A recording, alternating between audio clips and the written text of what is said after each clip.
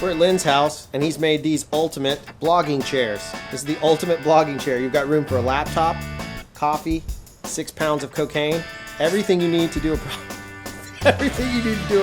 proper blog. See? Like that. And he's just lying about the cocaine. Everybody check this out. Can you tell the difference which scene profile this is? We're shooting Log and Cine D. Today on the camera department, we're gonna look at all those details.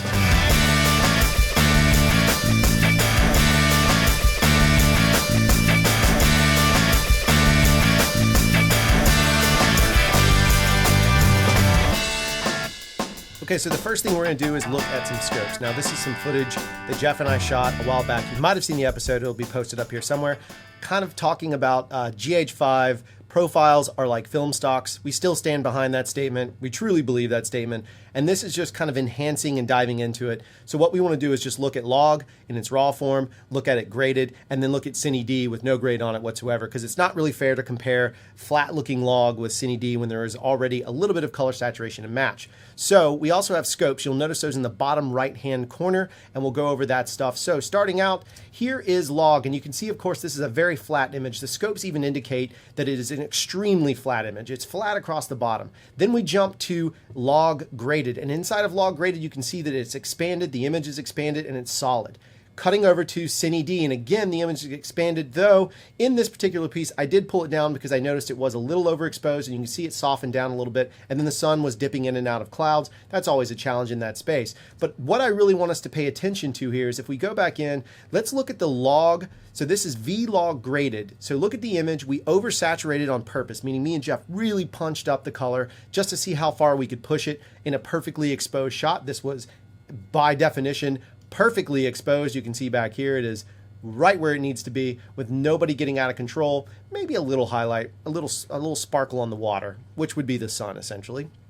So if we look at the V-Log graded, you can kind of see it's a nice balance of saturation. Now let's look at the two scopes. So the only scopes I really want to focus on in this particular piece are going to be the parade that you'll see on the left there, the top left corner, and then you have the waveform on the top right corner. Now in the parade, notice the RGB split here is pretty even throughout. Now obviously there's a little more green because that's your luminance channel, and you do have a little more blue pop because again, we're shooting daylight exterior.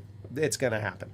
But look at the highlight curve on the top. Look how it's kind of a rounded curve. If you can see that, see how it looks like a rounded curve, almost like a little baby's fist going through the air. I could have made so many terrible analogies, didn't do it, but it does look like a baby's fist punching through the air. So what you want is that beautiful curve. That means the highlights are rolling off very naturally. Now, it's a pretty image, but let's jump over to Cine D. Now I'm gonna jump to a portion where it's collapsed down, not too far, but where I think it's a little more even. You have that same curve, it's just not as exaggerated. Also, notice like, again, with Log, we have the control to push that and really expand it. And I could have expanded this, or Jeff could have expanded it. But instead, just notice the initial push out of it. So we're looking at the parade here, the left box. You can see that it curves.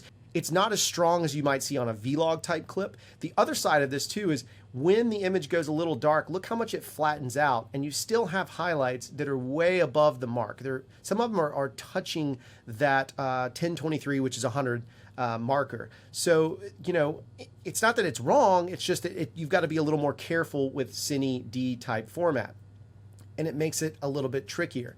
Now, this next section is where I really want to focus in on looking at the waveform, because the waveform itself is going to tell a very different story when we look at both sets of images to see how they're graded out and what we get. And what we're really going to focus on is peaks and valleys. Okay, so on the bottom of the screen here, down here, you have both the parade and the waveform. We talked about the parade already. Now we want to talk about waveform. So on the left-hand side of the screen is going to be Cine D waveform, and on the right-hand side of the screen is going to be the Log waveform. And the thing I want you to look at is check out on the Cine D, see the line running kind of through the middle. You can kind of see it down here. You can see the line running through the middle. That information is your general exposure, right? And you can see your color through it because the Lumetri scopes, or I'm sorry, the Da Vinci scopes actually allow you to see kind of your color wave rolling through it. And you can kind of see it's got some peaks and valleys, but it's more or less, it's like kind of heading out towards the Rockies. It's nothing crazy. It's a little bit flat, right? It's not super hills and valleys. It's hills and valleys, not peaks and valleys, right? It's just hills and small valleys.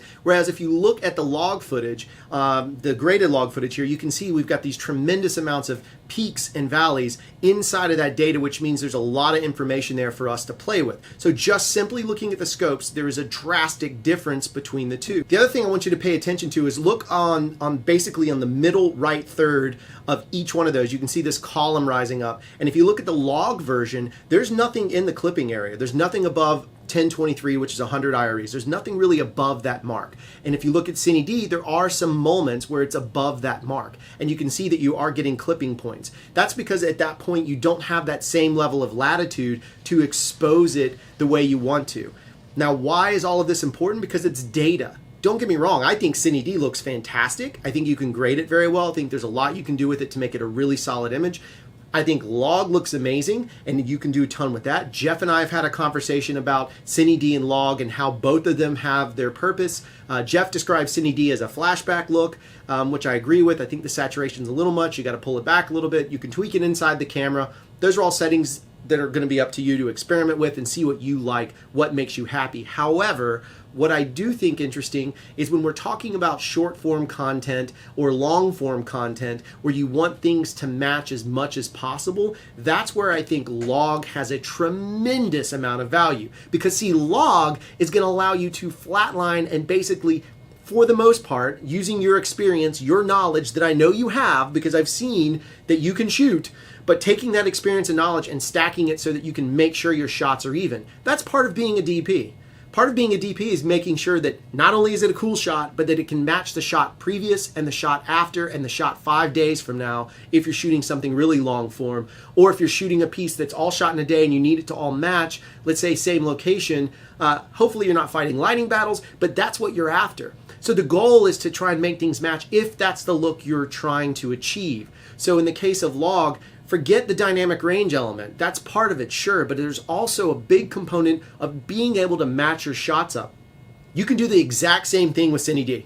So anyone that tells you otherwise, anyone that says log is the only way to go, that's fine, that's great. But Cine D does provide that. The trick to Cine D is you're going to potentially spend a little bit more time in post, and we know time equals money, time equals money, time equals money, time equals money. So you're going to spend that time equals money problem to potentially, not always, but potentially, you're going to need to take a little more time with your Cine D footage to get it to match. And that's something that, for us, again, time equals money. How many times do I got to say it? We want to make sure that we have enough time to do the rest of the things in our lives, like make a YouTube channel. All right, so don't forget to like, subscribe, share. I know this video is quick. It's right there. It's a lot of data. Watch it again if you have to. Check us out. If you have any questions, I've posted links. There's also going to be videos at the end of this that may help you work better with log. We did a whole series on it. I think it's pretty valuable. So that's going to do it. Don't forget to keep on hanging out and keep on keeping on.